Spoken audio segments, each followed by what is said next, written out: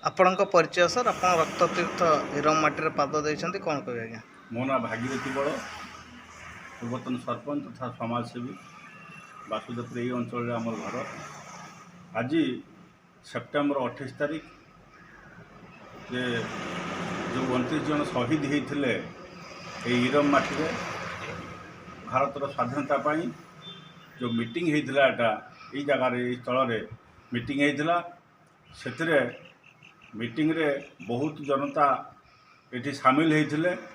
ତାଙ୍କ ଭିତରୁ 29 ଜଣ ଶହୀଦ ହୋଇଥିଲେ। ଯେଉଁ ଇଂରେଜମାନଙ୍କ ଗୁଳିରେ ଯେଉଁ 29 ଜଣ ଟଳି ପଡ଼ିଥିଲେ, ଶହୀଦ ହୋଇଥିଲେ, ସେ ପରିବାରକୁ ସର୍ବପ୍ରଥମେ ମୁଁ ତାଙ୍କୁ ଭକ୍ତିପୂତ ଶ୍ରଦ୍ଧାଞ୍ଜଳି ଜଣାଉଛି। ସେ ପରିବାରର ସଦସ୍ୟଙ୍କୁ, ଯେ ସେହି ପରିବାରର ସେ ଜନ୍ମ ହୋଇଥିଲେ ଏବଂ ସେହି ପରିବାରକୁ ଛାଡ଼ିକି ସେ ଚାଲିଗଲେ ଏଇ ଭାରତର ସ୍ୱାଧୀନତା ପାଇଁ।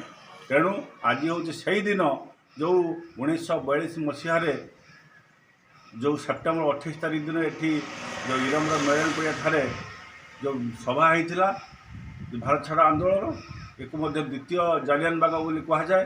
ତେଣୁ ସେହି ଯେଉଁ ଦ୍ୱିତୀୟ ବାଗ ଯେଉଁ ଜାଲିଆନବାଗ କୁହାଯାଉଛି, ଯେ ଭାରତର ସ୍ୱାଧୀନତା ପାଇଁ ଏମାନେ ସଂଗ୍ରାମ କରୁଥିଲେ। ଏଠି ମିଟିଂ ହୋଇଥିଲା ଯେ ଏଠି 29 ଜଣ ଶହୀଦ ହୋଇଥିଲେ। ସେହି ମାଟି ଇରମ୍ ମାଟି, ରକ୍ତ ରଞ୍ଜିତ ମାଟି।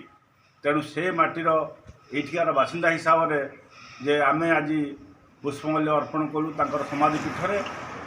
ଯେ ବହୁତ ମାନ୍ୟଗଣ୍ୟ ବ୍ୟକ୍ତି ମଧ୍ୟ ଆସିଥିଲେ। ଯେ ସେଇମାନଙ୍କୁ ଆଜି ଦେଶ ସେବକ ହିସାବରେ ସେମାନଙ୍କୁ ସବୁବେଳେ ପାଇଁ ଆମର ଭକ୍ତି ରହିବ, ଶ୍ରଦ୍ଧା ରହିବ ଏବଂ ମମତା ମଧ୍ୟ ରହିବ। ଯେ ଭାରତର ସ୍ୱାଧୀନତା ପାଇଁ, ଆମ ଦେଶ ପାଇଁ ସେମାନେ ଲଢ଼େଇ କରିଥିଲେ।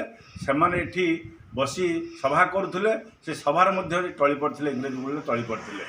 ଯାହା ହେଉ ଆମର ସେଇ ଭାରତର ସ୍ୱାଧୀନତା ପାଇଁ, ଭାରତର ଅକ୍ଷୁଣ୍ଣତା ରକ୍ଷା କରିବା ପାଇଁ, ଭାରତର ଅଖଣ୍ଡତା ରକ୍ଷା କରିବା ପାଇଁ ଆମେ ସମସ୍ତେ ଚେଷ୍ଟା କରିବା ଦରକାର। ଏବଂ ସେମାନେ ଶହୀଦ ହୋଇଥିଲେ ବୋଲି ଆଜି ନୁହେଁ, ପ୍ରତିବର୍ଷ ମଧ୍ୟ ସମସ୍ତେ ଆମେ ସେହି ଦିନକୁ, ସେହି 1942 ମସିହାର ଯେଉଁ ଘଟଣା ଘଟିଥିଲା, ଯେଉଁମାନେ ଶହୀଦ ହୋଇଥିଲେ, ତାଙ୍କୁ ତାଙ୍କର ଯେଉଁ ଆମର ସମାଧି ପୀଠରେ ଆମେ ପୁଷ୍ପମାଲ୍ୟ ଅର୍ପଣ କରୁଛୁ। ଏବଂ ଓଡ଼ିଶା ନୁହେଁ, ଭାରତର ଯେକୌଣସି ସ୍ଥାନରୁ ମଧ୍ୟ ନେତାମାନେ ଆସି ଏଠି ତାଙ୍କର ଶ୍ରଦ୍ଧାସୁମନ ଅର୍ପଣ କରୁଛନ୍ତି। ସେହି ଶହୀଦ ପରିବାରକୁ ମୁଁ ମୋର ଭକ୍ତିପୂତ ଶ୍ରଦ୍ଧାଞ୍ଜଳି ଆଉ କୃତଜ୍ଞତା ଜଣାଉଛି।